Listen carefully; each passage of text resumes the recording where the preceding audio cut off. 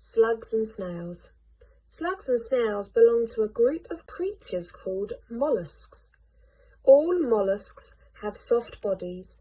Some of them, like snails, carry a shell where they can hide. Other mollusks, like squid and octopuses, do not have shells. Slugs and snails are also called gastropods. They are given this strange name, which means stomach foot, because under their stomach they have just one foot. They use this foot to glide around. Slime is squeezed out of their foot. This makes it easier for them to move. They just glide along their slime as they move across the ground. They also use it when they climb on fences and plants.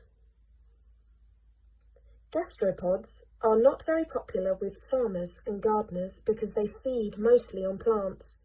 They may not be very big, but they can eat a lot and they have lots of friends to help them. Gastropods' tongues are a bit like cheese graters, scraping food off the plants in the small pieces they like to eat. Slugs and snails like warm and damp environments. If it gets too dry for them, they can use dried slime to stick themselves to a hard surface. They just stay there until it becomes damp again and then they move on. Even if you do not see any slugs or snails in your garden, you can tell if they have visited. They leave trails of dried slime on paths and fences and trails of destruction through your flower beds. Questions. Number 1. The word gastropod means A. Carries a shell, B. Soft body, or C. Stomach foot. Number 2.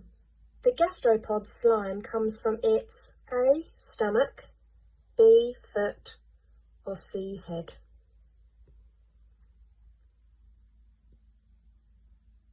Number 3. Slugs stick themselves to walls when A. It is too dry, B. They are tired, or C. They have eaten too much. Number 4. A snail is different from a slug because it has A. bigger foot, B. a shell, or C. more slime. Number 5.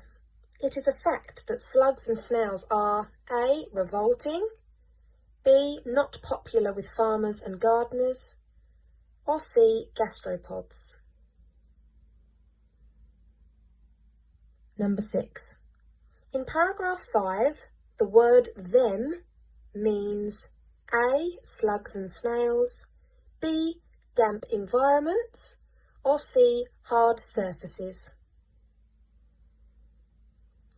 And if you would like to do something extra, you can write as many words as you can from the letters in gastropod. Or you could draw a picture of a slug and a snail.